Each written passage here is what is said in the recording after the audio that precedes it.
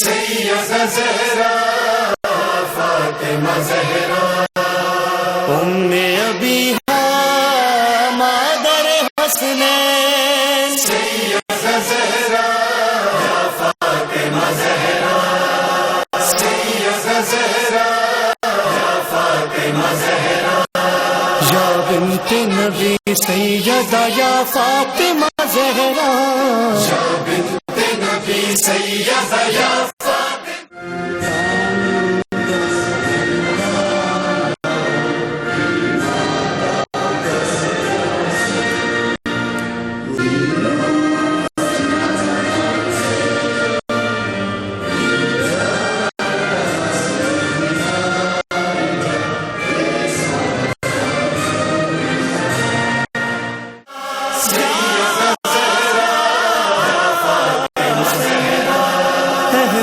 जो नहीं होते तो कौनैन न होते अहमद भी। Mesdames, Messieurs, honorables invités, bonsoir, assalamu alaikum wa rahmatullahi wa barakatuh.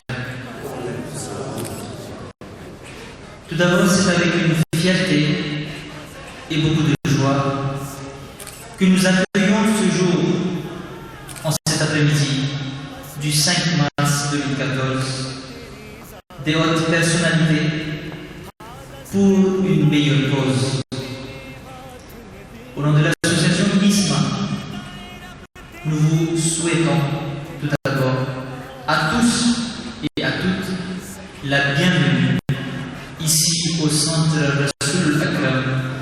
Bienvenue, Tungasu, welcome.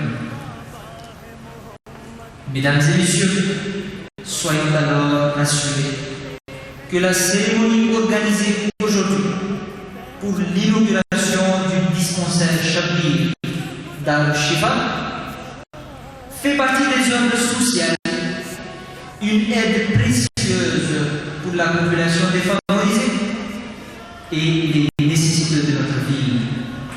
Donc par ce fait, c'est une action qui nous rapproche davantage de Dieu, notre Créateur. Merci beaucoup. Dans un deuxième temps, les autorités administratives de la commune urbaine d'Antananarivo. Et pour terminer, le Sultani Abdelmadine.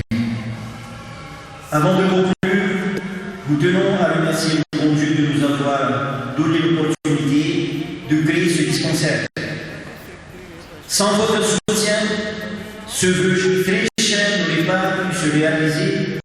Et c'est pour cela que nous vous demandons de lui accorder une minute de silence, une petite prière, pour que son âme puisse reposer en paix et prions que Dieu lui accorde la l'ébissement.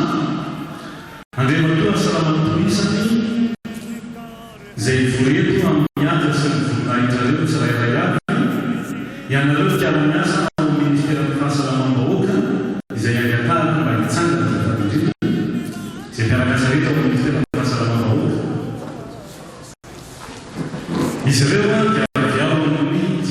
Messieurs les présidents, messieurs les directeurs et madame les directeurs, chers invités, soyez les bienvenus et merci beaucoup de votre présence aujourd'hui. Salam alaikum wa rahmatullahi wa barakatuh.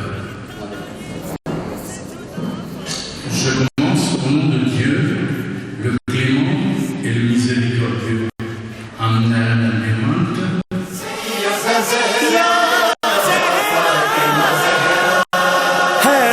की तमन्ना दिल शबीर का एहसास कहते हैं सभी लोग जिसे हजरत अब्बास वो शेर भी है तेरी दुआ फातिमा ज़हरा या बिन्ते नबी सैयदा या फातिमा ज़हरा सैयदा ज़हरा फातिमा ज़हरा जो हमने तलब की है वो खैरात क्या है हम खाक के पुतलों की तो औकात ही क्या है कुदसी है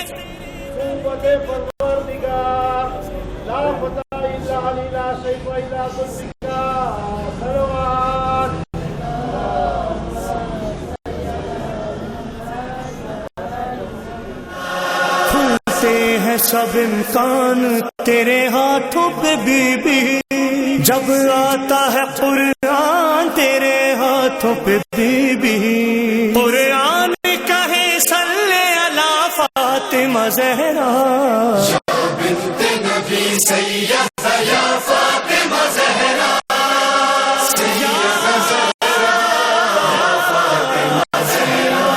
सुल्तान अरब मालिक इम्कान खड़े हैं, खुद बैठी हैं और बोलते कुरान खड़े हैं। अजमत ये कोई पा न सका फातिमा ज़हरा,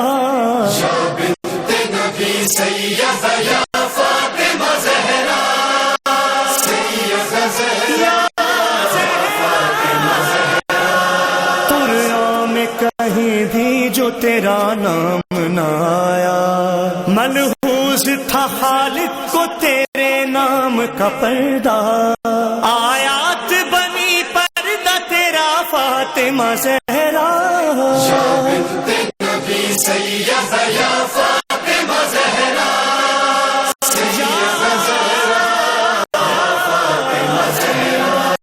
दुनिया के किसी शाह से कुछ भी नहीं मांगू, वल्लाह मैं अल्लाह से कुछ भी नहीं मांगू।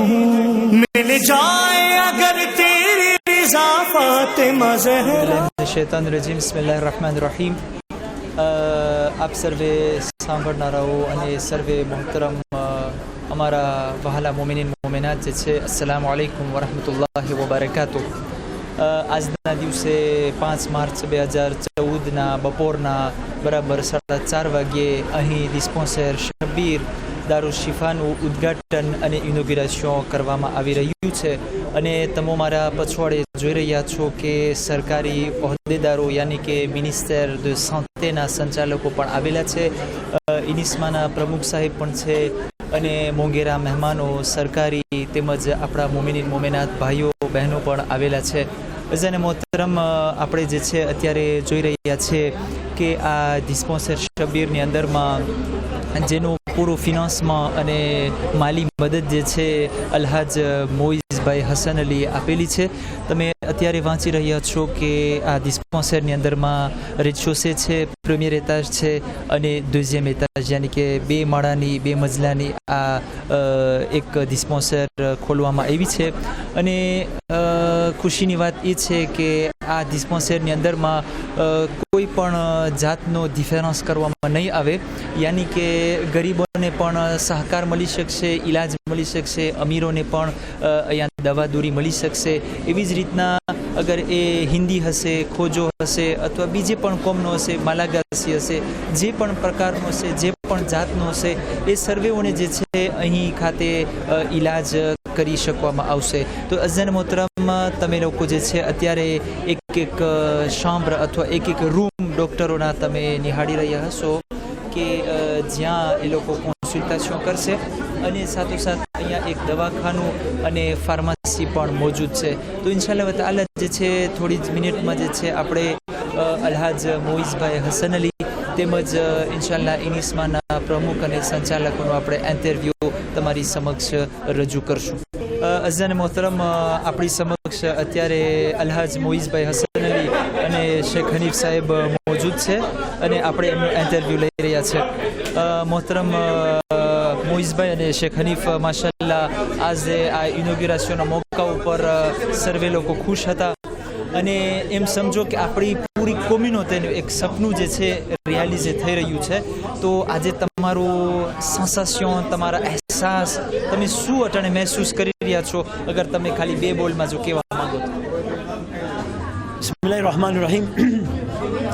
હકીકતમાં ફેમિલી હસન અલી મોઇઝ તરફથી જે આપણને આ ધો મળ્યો છે ડિસ્પેન્સરનો, આ એક એવો પગલો છે કે એની અંદરમાં કેટલી જાતની જીવ બચી શકશે અને મોઇઝભાઈ આશા દીધી છે કે જો ઇન્શાલ્લાહ આપણે આ કામમાં રેયુસી થયા કે હું તમને ક્લિનિક અને હોસ્પિટલ સુધી કોશિશ કરીશ લઈ જવાની, કારણ કે આની અંદરમાં જીવ બચાવવાનો એક સવાલ છે જે કુરાન, અહેલે બેત અને આપણા નબીનો ખાસ મેસેજ છે। એટલા માટે બધા અલ્લાહ પાસે સર્વે મોમિન પાસે અમે દુઆ કરીએ છીએ કે દુઆમાં અમને યાદ કરે કે જેથી કરીને પાક પરવરદિગાર ઓર અમારા તોફીકાતમાં ઇજાફો કરે કે જેથી કરીને આ એક તબલીગનો જરિયો છે, આપણે બીજા લોકોને સહી ઇસ્લામ તરફ ખેંચી શકીએ કે દેખો ઇસ્લામ એક એવો ધર્મ છે કે જે બીજા લોકોની પણ સેવા કરી શકે છે.